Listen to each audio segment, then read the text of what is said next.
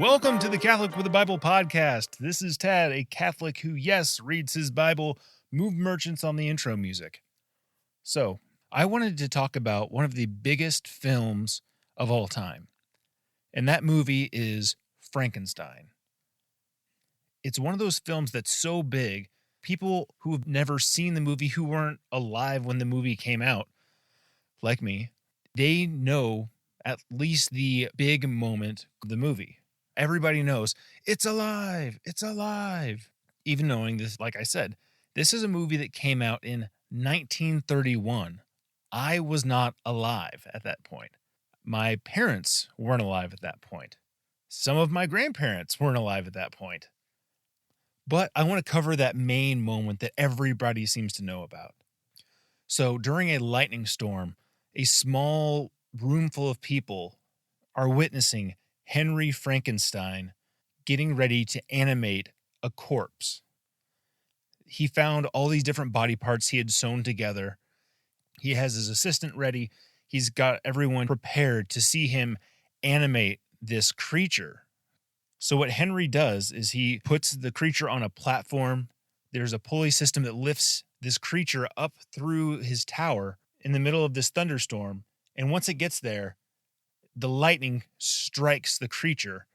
And in that moment, it looks like he has success. So he lowers the creature down. Everyone gets quiet and they watch the hand start to tremor. Henry Frankenstein says, "It's moving. It's alive. It's alive." He starts going crazy. So he gets charged by the people around him. Hey, relax. And then with that same level of excitement, he yells, "In the name of God, now I know what it feels like to be God." It's a big, big moment in film history, and it's completely removed from what actually happens in the book. There's a couple things you might have noticed. If you've read the book, you would have been pulling your hair out. So Mary Shelley wrote Frankenstein in 1818. It's one of my favorite books. Just the language is wonderful. Just the theme is very powerful.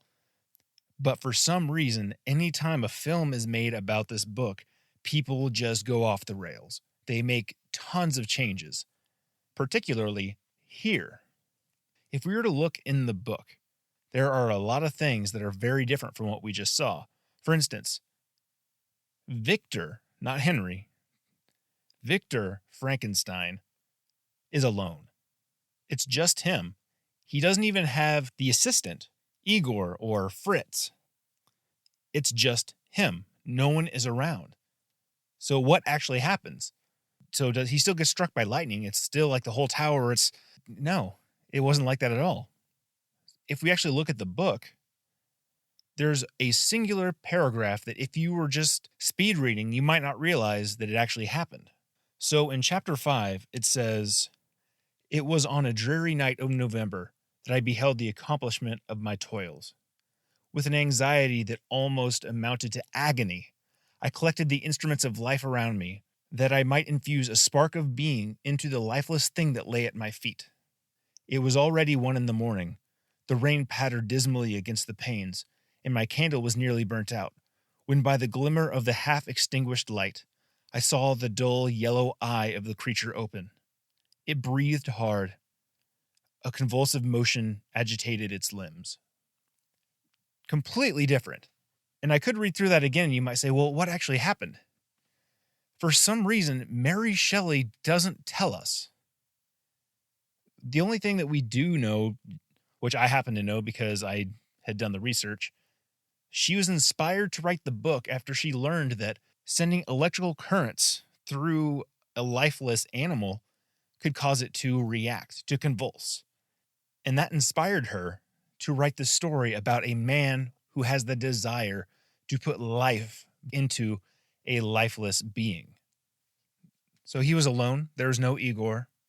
Which Igor is what we know him to be now because of all the other film adaptations. But the original movie, his name was Fritz. But that doesn't matter because he wasn't even in the book in the first place. He wasn't even a character that wasn't there. He just wasn't in the book at all. And the reason why I bring this up is because our gospel reading is pretty nondescript. So if we were to look over at the Gospel of Luke after having read the Gospel of Matthew, we would realize they completely left out any details surrounding Joseph. Joseph is there, but in the Gospel of Matthew, it actually talks about how he was planning to divorce her quietly because my significant other, this woman who I am about to marry, is pregnant, and it wasn't me that did it. So he was going to divorce her quietly. It doesn't make any sort of commentary in Luke about that, which makes me a little sad because that's a significant moment that people don't think too much about. So if he were to divorce her quietly, without making it known that her pregnancy is why he called off the marriage, her being an unwed, pregnant woman who was formerly betrothed, it would look entirely like it was because of him. It would look like he did this. He's just saying, I'm good. I changed my mind. Back off. His reputation would be in shambles because that would be a disgraceful thing to do. It would be disgraceful to do now. I couldn't imagine how much judgment would have been on his shoulders for taking that action, but that wasn't in the Gospel of Luke. And neither was the dream where an angel told him about the purpose of Jesus and about the reality of where he came from. But in today's reading, we'll see that Mary and Joseph traveled to Bethlehem, and she gave birth and laid him in a manger. And that's about all it says. Surprisingly enough, this moment when the Savior of humanity is born, that's all we get. And that's not to say other things didn't happen, because we know that there are a lot of things that aren't in the Bible itself.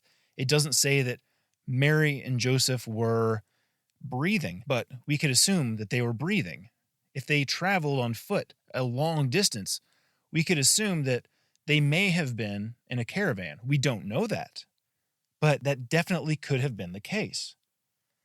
So in the movie Frankenstein, there were a lot of changes that were made that were appropriate and some that probably weren't that appropriate. For example, Victor's name being changed to Henry. It didn't add anything to the story. It didn't take anything away from the story. But for some reason, it created an inaccuracy of the story that Mary Shelley put forward. And Fritz, who we largely know as Igor, he was made up entirely for the sake of the movie. This is not just a minor detail. This is a whole new person. Victor Frankenstein in the book, he worked alone. And the fact that this hunchback man is there, it completely changes the tone. It changes the narrative. Now, there are some things that did take place in the movies that wouldn't necessarily be problematic and might actually lean us in the direction of truth. For instance, the animation of the creature took place during a lightning storm. And the only real reference that was made in the book was, quote, that I might infuse a spark of being into the lifeless thing. It's not specifically saying electricity, but the details that we know about Mary Shelley's inspiration, for the sake of creativity, we could assume that lightning might be a way that this could have happened. That's not a problem. Within the book, whenever this change took place, whenever he became alive, Victor Frankenstein didn't start cheering and yelling, "It's alive, it's alive." And he definitely didn't say, "In the name of God, now I know what it feels like to be God." But that statement is very out of place. But if you were to apply that as a kind of general tone throughout the book, it actually would make sense. Because that's what he was wanting to do. He was obsessed with the idea of creating life. Basically, him being God. And that's ultimately what happens, but he's not so excited about it. He's disturbed by it. So the fact that that's in the movie, that's also something that you might say is appropriate, but still, it's kind of hard to really tell. And when we look over at Mary and Joseph, and the fact that there may have been a caravan, that's not a problem. It's not helpful. It's just, it may very well be the story. We're just not so positive. It's within the realm of reason to believe that, but promoting that idea might not be what we want to do. When they got to their destination, did they end up having to stay in a barn? Or was it more of a cave? These are all details that did or did not happen, and that needs to be acknowledged. There was one singular reality here that took place. Well, the significance here isn't whether or not they traveled in a group, whether or not it was a cave. The only thing that really matters, the only thing that we really do need to know is Mary and Joseph traveled to Bethlehem. Mary gave birth to Jesus Christ. Despite how plain and simple the event is written in the book, this is a big moment. The creation of a human life is significant. The creation of Jesus Christ, a man and deity, is powerful. And I really wasn't planning on making the emphasis on the creation of a life being the reason why I used Frankenstein as my example here today, but that's kind of a nice tie-in. But in the next episode, we are going to get to see all the fanfare that should be occurring when the Son of God is born. So until next time, I hope you enjoyed the episode. I had a good time putting it together. But as always, just remember, I'm not a priest. I'm not a theologian. I'm just a Catholic who reads his Bible and hopes that you will too. Luke chapter 2, verses 1 through 7. In those days, a decree went out from Caesar Augustus that the whole world should be enrolled. This was the first enrollment, when Quirinius was governor of Syria. So all went to be enrolled, each to his own town. And Joseph too went up from Galilee, from the town of Nazareth, to Judea, to the city of David that is called Bethlehem, because he was one of the house and family of David, to be enrolled with Mary, his betrothed, who was with child.